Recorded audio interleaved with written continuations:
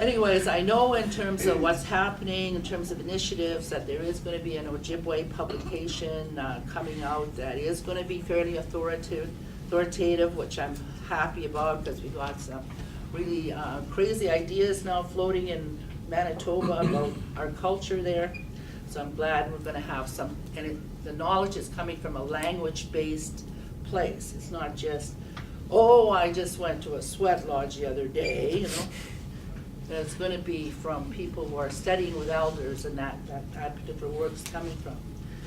I guess I've always been sickened by the superstar syndromes that, you know, where academics, they'll make pets of Native, you know, authors or make pets of Native artists, and then they put them on some sort of pedestal, but it's all tokenization, and it's all exotic, you know, exoticizing our people, and I don't think it works, because I don't know, I've seen poor people that are, you know, filled with this, all this egotism, and, you know, it's very hard for them to be a normal person again and relate to the community. So again, with that, I would say, break up the apartheid system that's happening, either at the university, in the English department, or down on the, you know, the Ave, or wherever, you know, the street is. Canadian society has got to dismantle this. Why think it's all happening in South Africa? It's quite happy here. I know it's in Winnipeg, where I live. So in terms of this collective action, that's part of it, is breaking up all those problems there. Among our people, I'd like to see us do more collaboration in writing. You know, the generations, cross generations working together. And hopefully I'll get a chance to work with my granddaughters, and we'll have a chance to do some video productions or theater. So I'm hoping that that will happen. And even my grandson, that he could get to star in something.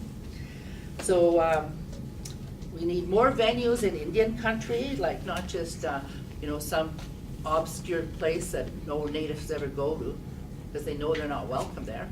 You know, how about where we hang out? You know, have some of our writers and artists, you know, being celebrated there. So again, I would like to have a linkage among forms, like why do people want to always separate things? Oh, this is a novel, oh, this is poetry, you know what I mean? I find that doesn't really work. I like just writing, or just other kinds of ways to describe our work. But definitely the linking. And again, recognizing it has to do with storytelling, which comes from these communities. It doesn't totally come from your pillow, like when you're sleeping you have a dream, you know. It's real, from real people, and it's our ancestors that are trying to reach us and tell us what do we gotta do today to survive.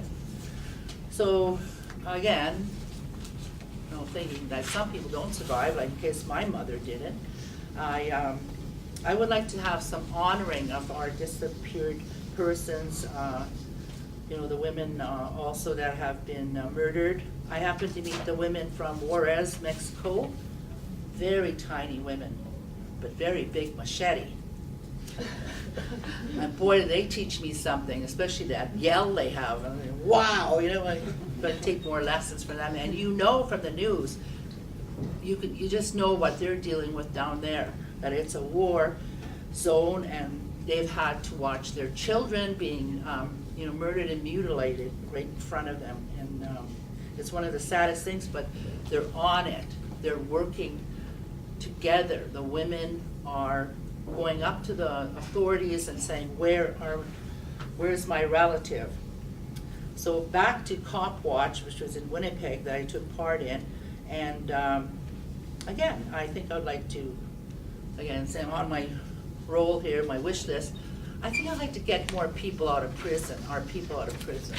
I think some of them went there for maybe not too good reasons, so I think there's some kind of thing that has to happen. And just some of them might be writers, some of them might be artists for all we know. So if we're gonna, you know, find the great people, maybe some of them are in that group. And what is my biggest dream here? Well, it's freeing the political prisoners, of course, you know who that is. Leonard Peltier, right? So not only the famous political prisoners, but other people, like even across the world, I would say, that are working to fight for their people and are being put in jail.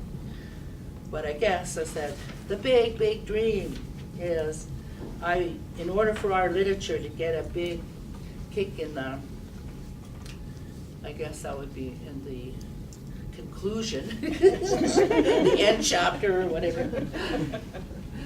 What happens there is that we need to read a reunification of our Indigenous people across the Americas and also worldwide.